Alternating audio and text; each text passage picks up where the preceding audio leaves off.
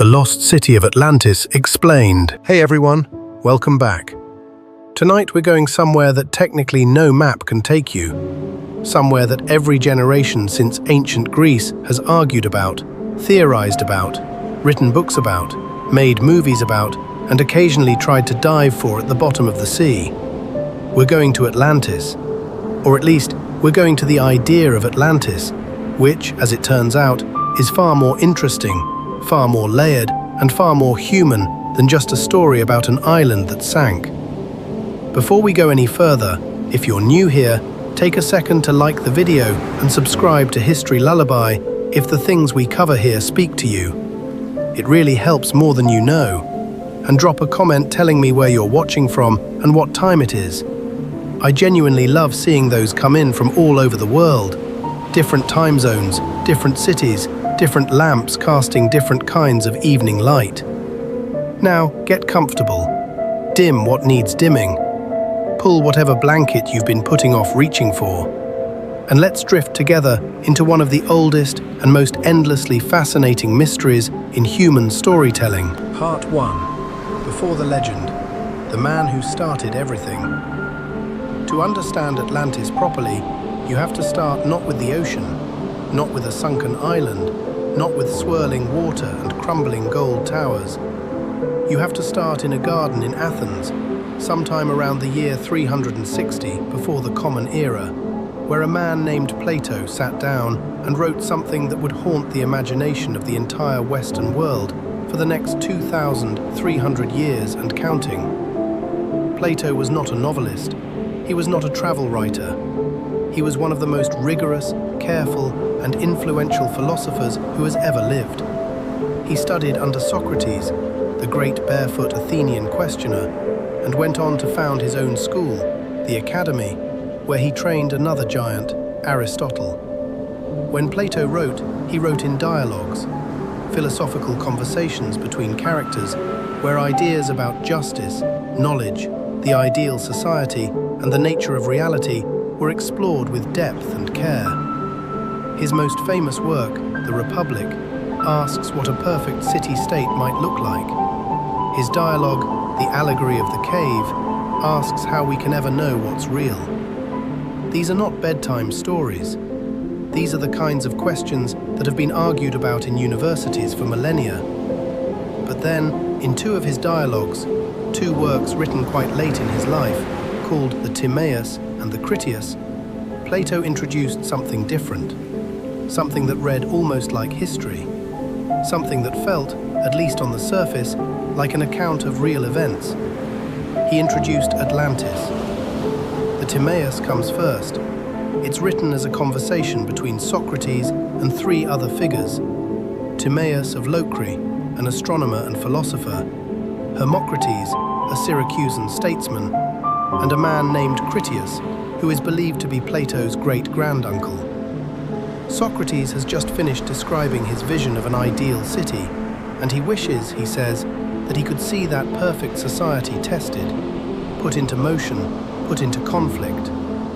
Critias leans forward and says, "I happen to know a story, a true one that's been in my family for generations.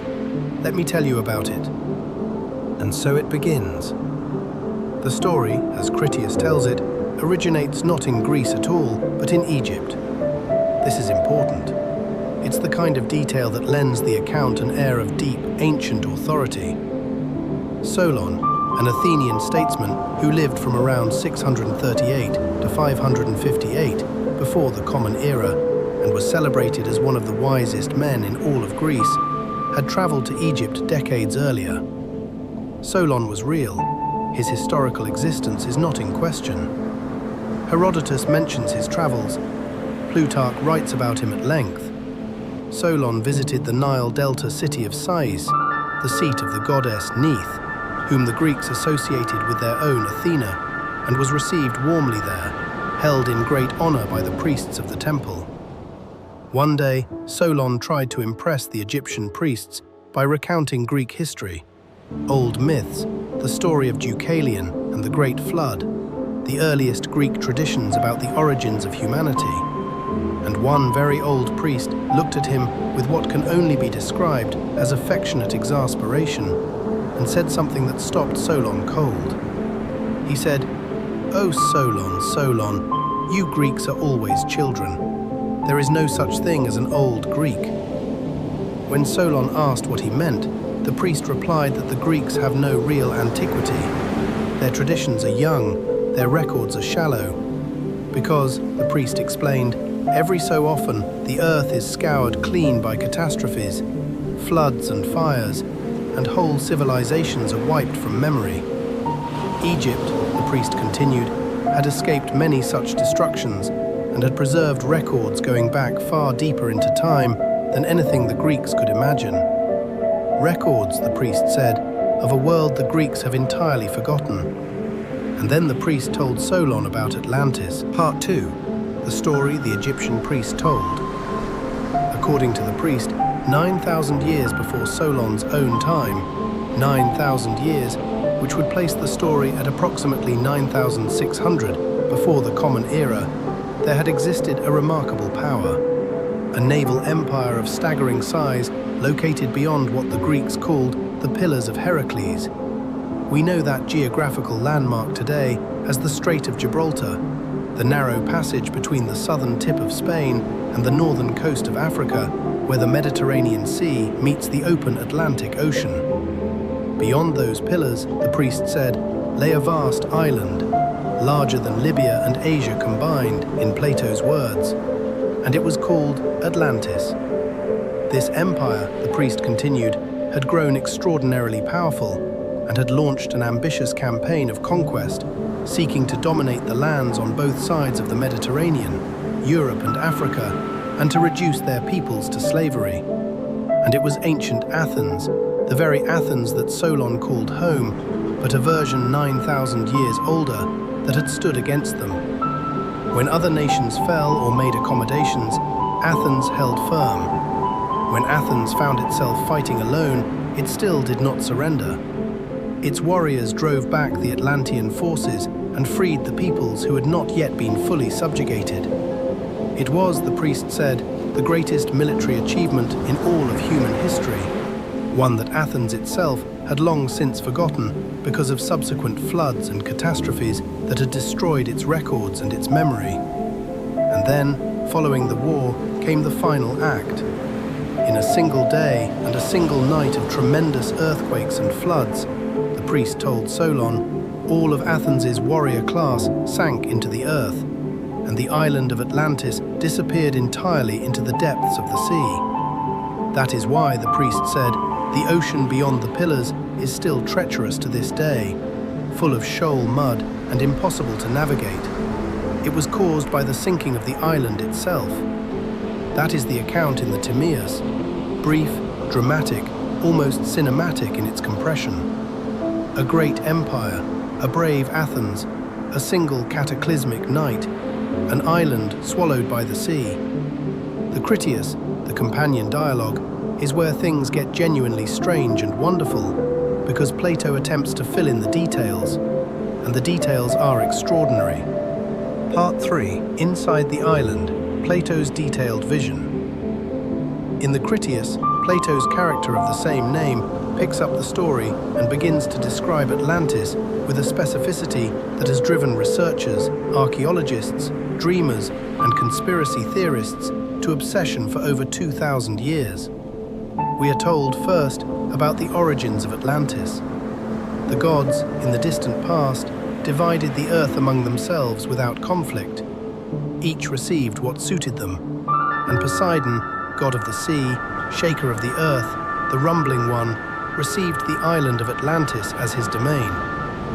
On the island, Poseidon found a young mortal woman named Cleito, daughter of Evenor and Leucippe.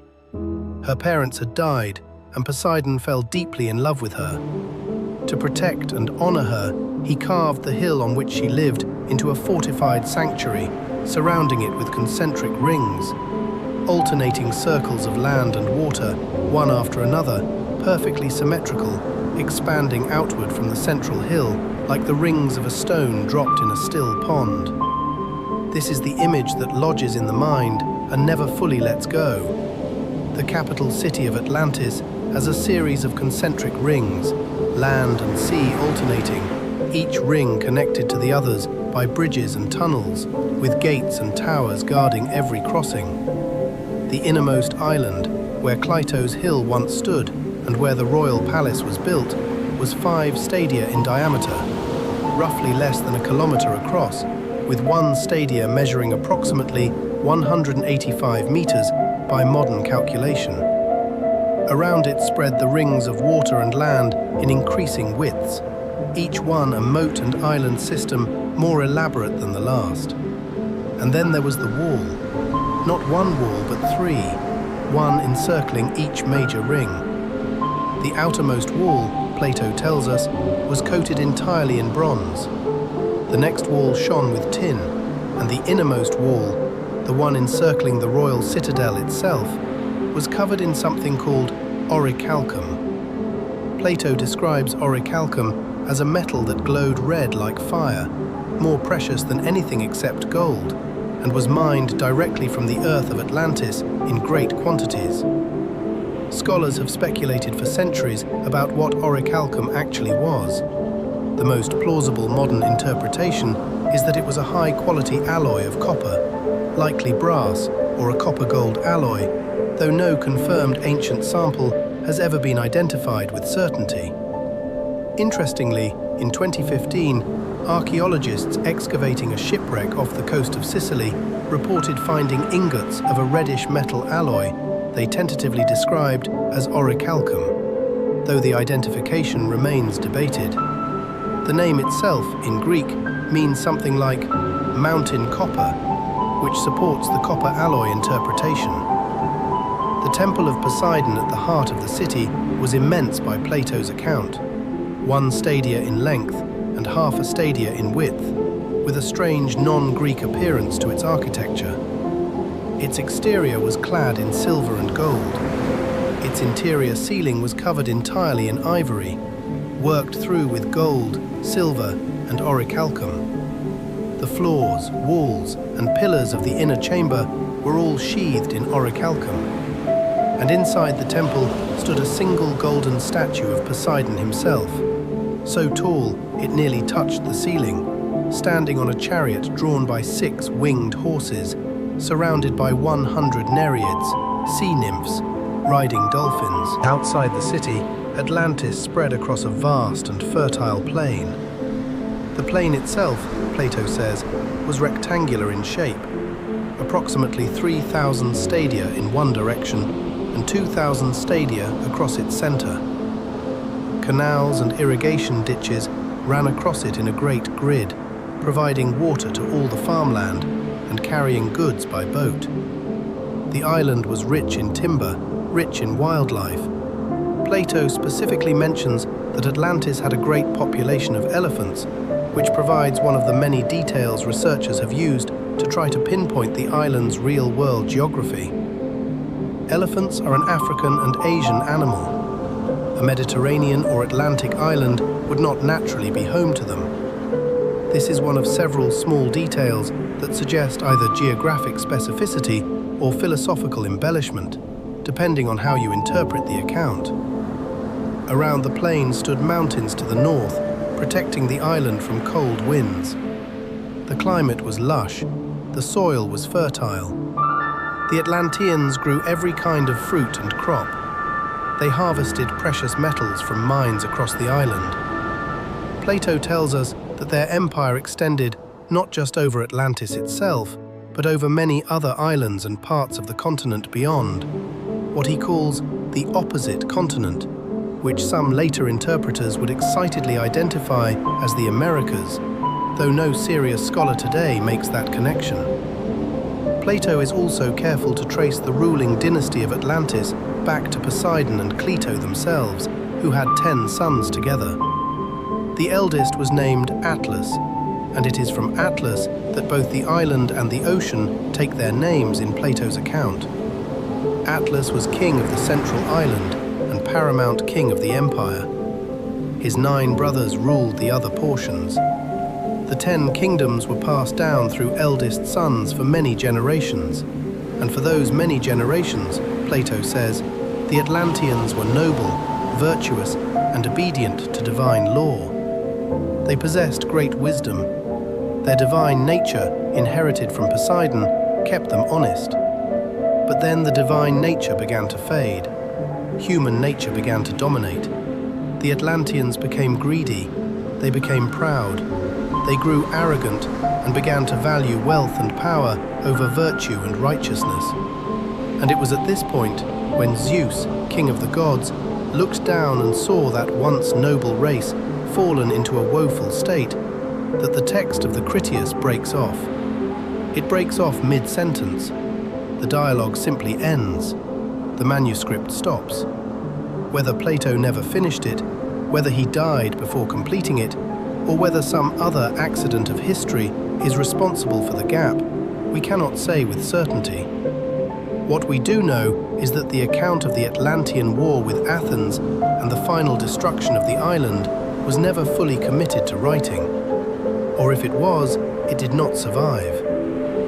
Zeus assembles the gods in their most holy habitation, opens his mouth to speak, and then silence. The story ends before the ending, which somehow makes it more haunting rather than less. Part 4. Was Plato making it up? This is the question, of course, the one that everything else hinges on. The consensus among scholars, classicists, philologists, historians of ancient Greece, is clear and has been for a long time. Plato almost certainly invented Atlantis, or at least constructed it from whole cloth as a philosophical and literary device. This view is not a fringe position or a dismissal of Plato's genius. It is, in fact, an acknowledgement of his genius. Here is why scholars believe this. Plato was, first and foremost, a philosopher with specific philosophical goals. The Timaeus and Critias are late works written after the Republic, and they are in direct conversation with the Republic's idealized vision of the perfect city-state. Plato needed a concrete example, a story he could put into motion to demonstrate the superiority of his ideal Athens and the inevitable doom of corrupt power. Atlantis is precisely that story. It gives Plato a fictionalized ancient Athens that embodies all his values: restraint, virtue, civic courage. And it gives him Atlantis as the foil, spectacularly wealthy, militarily powerful, architecturally magnificent, and ultimately rotten from within. Atlantis serves as what the literary world would call a cautionary tale. It's the allegory of the cave wearing the costume of ancient history. Plato was no stranger to inventing allegories and presenting them with verisimilitude, as though they were real. He did this repeatedly. The story of Gyges and the Ring of Invisibility, the myth of at the end of the Republic. These are inventions deployed to make philosophical points concrete and memorable. Atlantis fits precisely into this pattern. Even Plato's own student, Aristotle, who knew Plato better than almost anyone, appears not to have believed Atlantis was real. Ancient scholars as early as Strabo and Posidonius debated whether the account was fact or fiction. The philosopher Crantor, who was one of the first serious commentators on the Timaeus, reportedly believed it was historical, but most modern classicists read his statement with significant skepticism. There is also a striking silence in the historical record. If a civilization as vast, powerful, and world historically significant as Atlantis had truly existed within human memory, one might expect some other ancient writer to have mentioned it. Herodotus, who traveled widely and catalogued the wonders of the ancient world with great enthusiasm, says nothing. Thucydides, whose history of the Peloponnesian War is exhaustively detailed, says nothing. Every other ancient writer before or alongside Plato, silence. Atlantis appears only in Plato, and all subsequent references trace back to him alone. There is also the matter of the chain of transmission itself. The story was told by an Egyptian priest to Solon. Solon told it to a man named Dropides. Dropides told it to his son, Critias the Elder. Critias the Elder told it to his grandson, Critias, the very man speaking in the dialogue. who recalls hearing it as a child at a festival. The chain is long, oral, and passes through several generations with no written record until it reaches Plato's page. This is exactly what a skilled writer would construct to give a fictional story the appearance of deep historical authentication, without leaving a paper trail that could be checked. Add to this the philosophical convenience of the story, how perfectly it serves Plato's political arguments, and the absence of any corroborating evidence from Egypt, whose priests Plato quotes, and the scholarly case becomes very strong indeed. The most straightforward conclusion, embraced by the overwhelming majority of specialists in ancient Greek thought, is that Plato created Atlantis as a philosophical thought experiment, possibly drawing on real events or landscapes for specific details, but fundamentally constructing something new. And yet the story has never, in 2,000 years, been content to stay in that category. Part 5. The events that may have whispered to Plato. Even if Atlantis was a philosophical invention, it almost certainly wasn't invented from nothing. Plato was a meticulous thinker and a careful literary craftsman. When he built allegories, he built them from real materials. So which real catastrophes, which real memories, might have provided the raw material from which he shaped his fictional island empire? The most widely discussed real-world inspiration for the Atlantis story is the eruption of the volcano on the island of Thera, what we call Santorini today, in the Bronze Age. This eruption was one of the largest volcanic events in recorded human history, with a volcanic explosivity index of 7 out of a possible 8, resulting in the ejection of somewhere between 28 and 41 cubic kilometers of dense rock equivalent. The eruption, which scientific dating places at roughly 1600 before the Common Era, destroyed the thriving Minoan settlement of Akrotiri on Santorini's southern coast. The Minoan civilization, centered on the island of Crete, was one of the earliest and most sophisticated cultures in all of Europe, flourishing from approximately 2600 to 1100 before the Common Era. Their palace at Knossos was architecturally extraordinary. Their art was graceful and vivid, alive with dolphins and flowing figures. Their writing system, known as Linear A, remains undeciphered to this day. They were formidable seafarers and traders across the Mediterranean, and in the settlement of Akrotiri, archaeologists have uncovered multi-story stone buildings, elaborate drainage systems, sophisticated frescoes, and evidence of a thriving, cosmopolitan society with connections reaching across the ancient world. Here is the detail that sends a chill down the spine. No human remains have been found in Akrotiri, not one body. Archaeologists believe the residents received some warning, early tremors perhaps, or changes in the volcanic activity, and evacuated before the catastrophic main eruption. They left their belongings, their pottery, their beautiful walls of painted sea life, and they left. The eruption then buried everything in meters of pumice and ash, preserving it so completely that the site is sometimes called the Pompeii of the Aegean. The tsunamis generated by the eruption devastated the northern coast of Crete, approximately 70 miles south of Santorini, and contributed, though the exact degree is still debated, to the eventual weakening and collapse of Minoan civilization over the following centuries. The parallels with Atlantis are striking and easy to see. A sophisticated island civilization, an advanced culture with remarkable architecture and art, a catastrophic volcanic event, a sudden disappearance from the historical record. Even the geography of Santorini itself, several islands now curving around a central caldera, a water-filled bowl where the volcanic core once sat, echoes, in geological reality, the concentric ring structure Plato describes for his fictional city. It is tempting, deeply tempting to say, this is what Atlantis was based on. The memory of the Minoans, the echo of the Theran eruption, a catastrophe so enormous it left its ghost in the oral traditions of the ancient Mediterranean, which eventually drifted to Egypt, where it was preserved in some form that Solon encountered. But scholars urge significant caution here, and rightly so. The problems with the Minoan-Thera hypothesis are real. Plato places Atlantis beyond the Pillars of Hercules, in the Atlantic Ocean, not the Aegean Sea.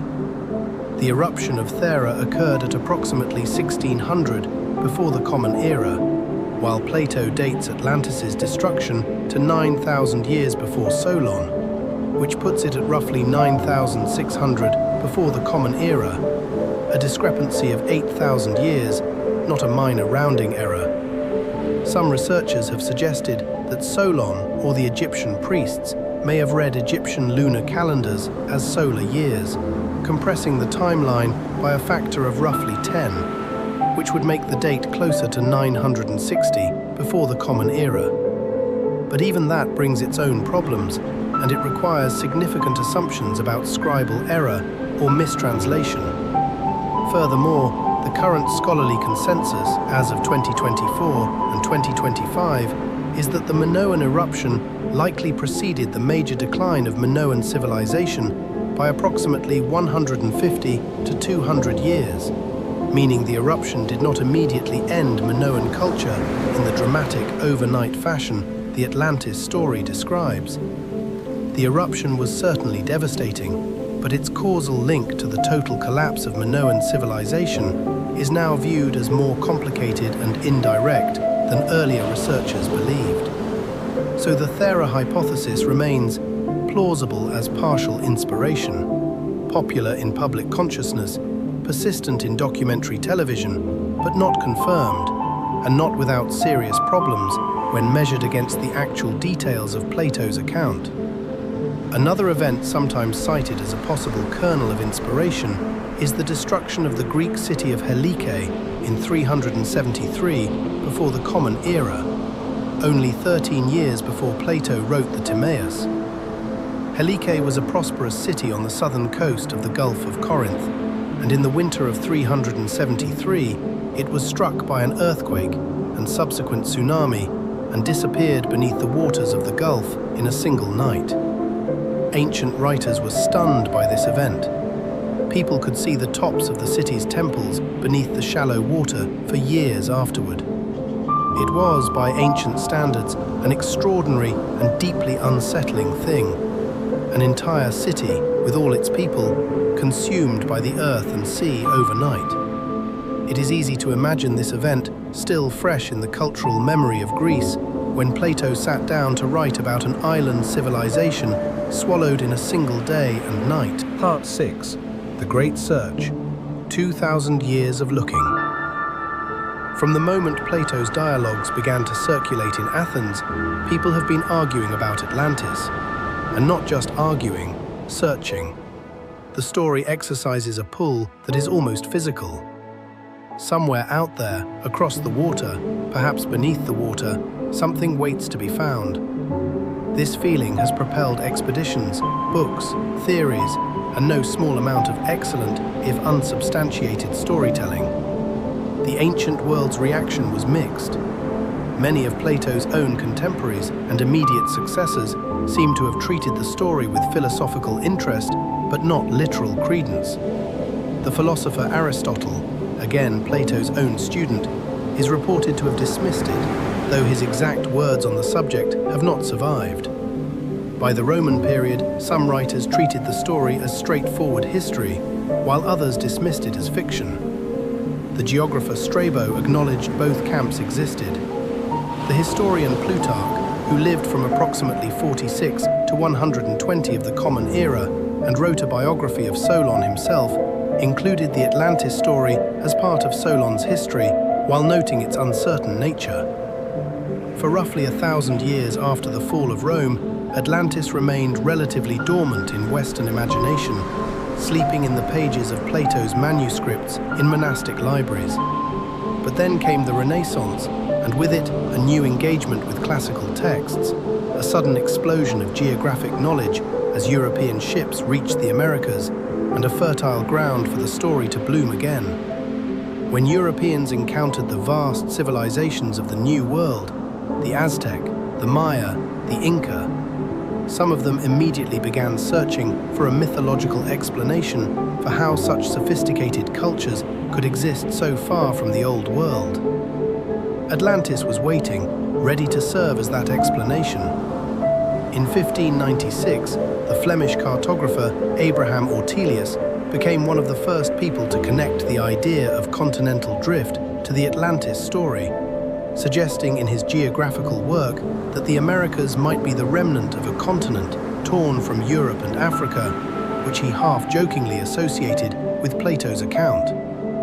Francis Bacon, the English philosopher and statesman, wrote a utopian novel called New Atlantis in 1627, imagining a scientifically advanced civilization on an island in the Pacific, using the Atlantis myth as a framework for imagining an ideal, technologically progressive society. But the moment that truly set the modern Atlantis obsession on fire was the publication in 1882 of a book by an American politician named Ignatius Donnelly. Donnelly was a US congressman from Minnesota, a populist writer and amateur scientist, and his book, titled Atlantis, the Antediluvian World, was a bestseller. Donnelly treated Plato's account as literal historical fact and went much further. He argued that all the great ancient civilizations of both the Old and New worlds, Egypt, Greece, the Aztec, the Maya, had a common ancestor in Atlantis, that every flood myth in every culture was a memory of the Atlantean catastrophe, that the Atlanteans had spread their knowledge across the globe before the final destruction. Donnelly's book was swept up by the Theosophical movement, the spiritualist currents of late 19th century culture, and by readers hungry for a grand unified theory of ancient history. It was avidly promoted by Helena Blavatsky and the Theosophical Society. It inspired James Churchward to write about the lost continent of Mu. It gave birth to a whole genre of pseudo-historical literature about lost civilizations that persists to this day. Most of Donnelly's claims have been firmly rejected by modern archaeology, geology, and history. Plate tectonics, now well understood, makes the existence of a large Atlantic continent within human memory essentially impossible. The geological record does not support a large landmass in the mid-Atlantic that could have subsided within the last 12,000 years. The Azores, sometimes proposed as the surviving mountain peaks of Atlantis, are steep volcanic seamounts that drop rapidly to an ancient undersea plateau. Geologic evidence shows the Azores have been above water in their current form for millions of years, not that they are the remnants of a recently submerged continent.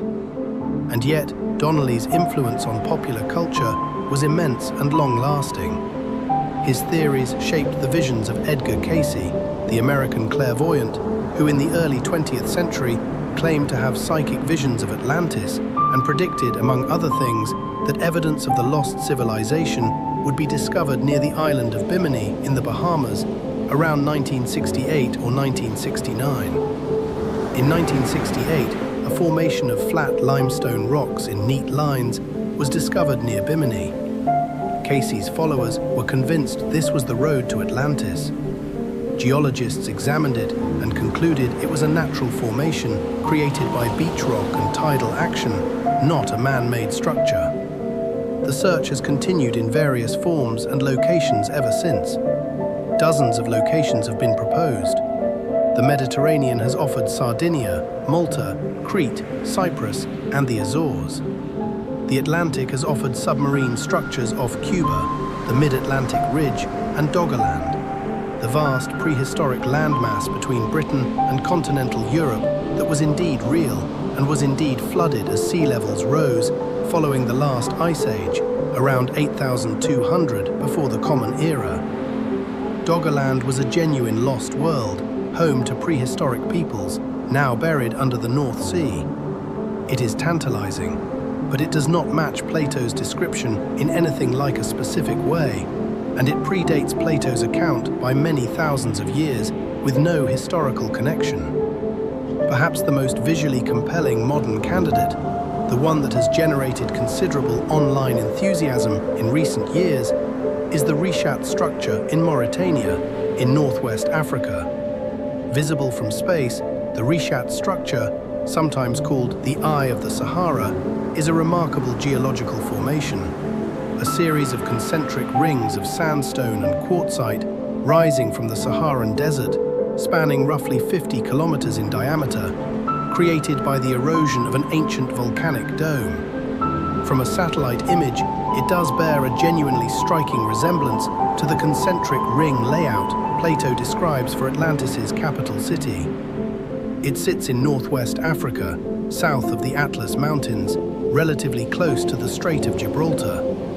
The region contains red, white, and black stone, the same colors Plato assigns to Atlantis's building materials.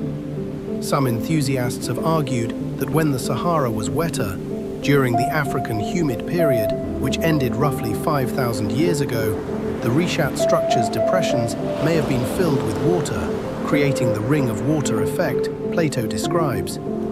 Archaeological surveys of the area have found prehistoric artifacts, Acheulean hand axes and other stone tools, indicating human presence in the broader region going back extremely far into prehistory. However, mainstream geologists and archaeologists remain deeply skeptical of the Rishat as Atlantis claim. The structure sits at an elevation of roughly 400 meters above sea level, far from any ancient coastline.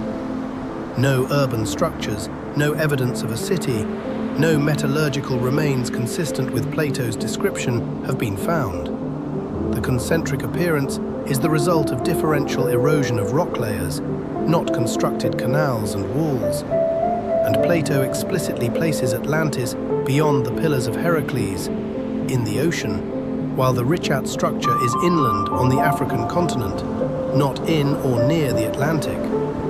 The search itself, regardless of its findings, says something profound about us. Part 7. What Plato was actually saying.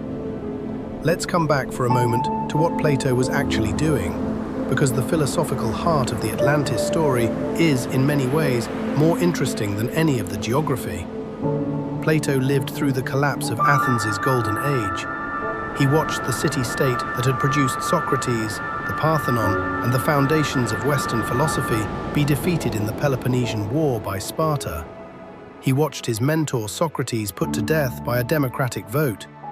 He watched Athens engage in catastrophically hubristic military adventures, most dramatically the Sicilian expedition of 415 to 413 before the Common Era, in which Athens sent a massive fleet to conquer Sicily, only to have the entire expedition destroyed in one of the worst military disasters in Greek history. Generals were executed, tens of thousands of soldiers died or were enslaved. Athens never fully recovered its former power. When Plato wrote about Atlantis, a naval empire of staggering wealth and military might that grew corrupt with arrogance, launched an overreaching campaign of conquest, and was subsequently wiped from the earth by divine judgment, he was not writing about the distant Bronze Age. He was writing about the Athens of his lifetime, refracted through myth. Atlantis is Athens' shadow self, the warning version of the city, the civilization that had everything and chose power over virtue and lost everything as a consequence. The virtuous ancient Athens in the story, the Athens that stood alone against the Atlantean invaders, is the Athens that Plato wished his city could still be, or could become. This is why the consensus among classicists is not a disappointment. It's actually the more layered, richer reading. Plato wasn't hiding a geographical fact. He was doing what great writers always do, constructing a fictional world precise enough to feel real, because the philosophical point required a world you could almost believe in. The engineering specifications of the Atlantean city, the measurements in stadia, the metals on the walls, the canal system, the population figures, all of that is the craft of a master storyteller giving his allegory the weight of reportage. It is also worth noting that Plato's student Aristotle, who certainly had access to Plato himself and to any sources Plato had drawn on, appears not to have been troubled by the disappearance of Atlantis from the record. This is, in its own quiet way, fairly telling. If Aristotle had believed the story referred to a real historical place, one might expect some curiosity about where it was, or some attempt to investigate. The silence suggests he knew what it was. Part 8. The story that couldn't stay buried. But here is the extraordinary thing. The story that was almost certainly invented as a philosophical allegory in 360 before the Common Era became, over the following 2 millennia, one of the most tenacious and generative myths in human civilization. It did not stay in philosophy, it spread everywhere. Jules Verne, the great French novelist whose imagination effectively created the template for modern science fiction, put Atlantis in his 1870 novel, 20,000 Leagues Under the Sea. In one of the book's most memorable passages, Captain Nemo takes his protagonist on a nocturnal walk across the ocean floor, moving through absolute darkness and cold until the glow of volcanic vents reveals the tumbled ruins of an ancient city, the ruins of Atlantis. It is a scene that captures something essential about how the story functions in the imagination. Hidden beneath the surface of the world, waiting in the dark, lit from below by fire. In 1882, Donnelly's book ignited the popular obsession anew, as we've discussed.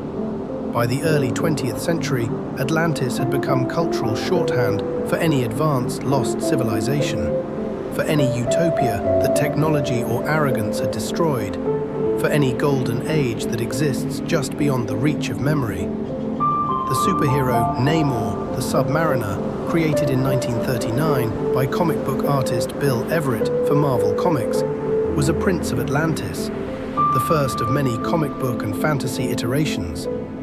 Francis Bacon's New Atlantis contributed the word's association with scientific utopia to the Renaissance, while Thomas More's Utopia, published in 1516, borrowed the idea of an idealized society on an unreachable island, both drawing from Plato's original well. The 2001 Disney animated film Atlantis, The Lost Empire drew inspiration from both Jules Verne and the clairvoyant readings of Edgar Cayce, particularly the concept of a power crystal sustaining the Atlantean civilization. The Stargate franchise imagined Atlantis as an ancient space habitat. Television has returned to the subject again and again. There are, by some counts, well over 200 notable references to Atlantis in popular culture. Books, films, songs, games, television episodes, comic books, operas, and more. None of this would be possible if Plato had simply written an unambiguous philosophical essay about the dangers of hubris. The genius, perhaps accidental, perhaps deliberate, was to present the allegory with enough specific, sensory, almost architectural detail that it could live in the imagination as a real place. You can picture the gleaming orichalcum walls. You can feel the narrowness of the bridges between the rings of water. You can imagine the smell of salt and bronze and fertile farmland stretching to mountains on the horizon. The place has texture, and places with texture stay with us. Part 9. What the search reveals about us. 30 or 40 generations have now searched for Atlantis. They have searched in the Atlantic, in the Mediterranean, in the Sahara, in the North Sea, in Antarctica, in the Caribbean, in Southeast Asia. They have searched with maps and with sonar and with satellite imagery and with psychic visions. They have proposed dozens of locations, written thousands of books, argued, theorized, and sometimes disagreed quite bitterly about which rocky formation or submerged coastline best matches Plato's description. And they have not found it, because, in all likelihood, there is nothing to find. But the search itself is not meaningless. The search tells us something important and rather beautiful about the human relationship with the past and with the idea of a world we have lost. Every culture in the world has some version of a lost golden age, a time before when things were better, when humans were wiser or stronger or more virtuous, when the world was richer and more magical than the world we currently inhabit. In the Greek tradition, Hesiod wrote about the age of gold, when humans lived in effortless abundance and goodness, before the age of silver and the age of bronze and the grim Iron Age of his own time. Flood myths appear in Mesopotamian traditions, in the Hebrew scriptures, in Hindu texts, in indigenous traditions across the Americas and Australia. The idea that there was something before the current world, something that was destroyed or submerged or burned away. This is one of the most ancient and persistent shapes that human imagination takes. Atlantis, then, is not simply a geographical mystery. It is a vessel, a container that successive generations have filled with their own fears, hopes, and anxieties. For Plato, it held the warning against hubris and empire. For the Renaissance writers, it held the dream of a scientifically perfect society. For the 19th century Romantics, it held the longing for a unified human antiquity before national divisions. For modern popular culture, it holds the fantasy of a civilization with technology we have not yet regained, or the nightmare of what we might become. Atlantis persists because it is not really about an island. It is about loss, and about the peculiarly human conviction that the most important things are always the ones that are just out of reach, just below the surface, waiting to be found if we could only look in exactly the right place. Part 10. The Island That Lives in the Mind. So where does that leave us on this quiet night, drifting together through the story? It leaves us, I think, with something more interesting than a sunken island. We have Plato, one of the greatest minds in human history, crafting a story in 360 before the Common Era with such architectural precision and philosophical depth that it has haunted every generation since. A story designed to make a point about virtue and corruption, about the fragility of great civilizations, about the dangers of letting wealth and power eat away at whatever made you good. A warning that feels, let's be honest, quite relevant to any era, including our own. We have the ghost of the ancient world's real catastrophes, the eruption of Thera that shook Bronze Age civilization to its foundations, the flooding of Doggerland as the Ice Age ended and the seas rose, the destruction of Helike in a single night, all whispering through Plato's text, lending it the texture of real memory, even when the specific shape is his invention. We have 2,000 years of human beings reaching towards something they can feel but cannot quite grasp. Something bright and golden and just slightly beyond the edge of the known ocean. The feeling that there was once a world more complete than this one, that it was lost, and that if we looked hard enough, dug deep enough, dreamed clearly enough, we might find it again. That feeling is not a mistake. It is not stupidity. It is one of the most characteristically human things there is. The hunger for a world that was better, the grief for what cannot be recovered, the refusal to accept that the sea floor holds nothing but sediment and time. Atlantis exists the way all great myths exist, not in the ocean, but in the part of us that keeps looking at the ocean and wondering. It exists in every story ever written about a fallen civilization, every film about a world before ours, every quiet moment when you look at the water and feel, for no reason you can fully explain, that something enormous and luminous and forgotten lies just beneath the surface. Plato may have invented the island, but the longing it speaks to, that has been there as long as we have. And with that, let this story settle around you like the water over Plato's imagined shore. Let yourself drift. The city is still out there in the dark, gleaming bronze and gold and orichalcum red, resting in whatever deep place stories go when the lights finally go out. If you're still awake enough to find the like button, I always appreciate it. And if tonight's journey into myth and philosophy and 2,000 years of obsession resonated with you, please subscribe to History Lullaby. It means the world, and it's the best way to make sure you don't miss what we have coming next. Leave me a comment telling me where in the world you're watching from. I genuinely love reading them. Sleep well, dream deep, and if you wake up in the night, well, maybe just whisper to the dark, "I'm still looking.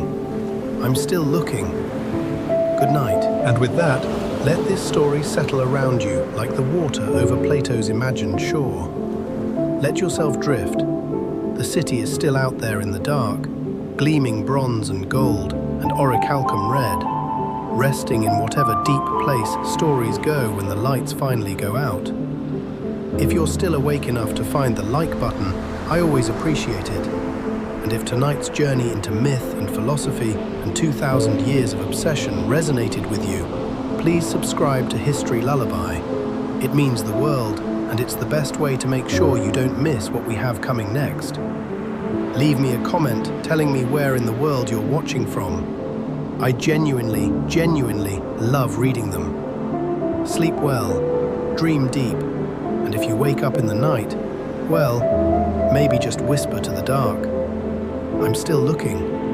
I'm still looking." Good night.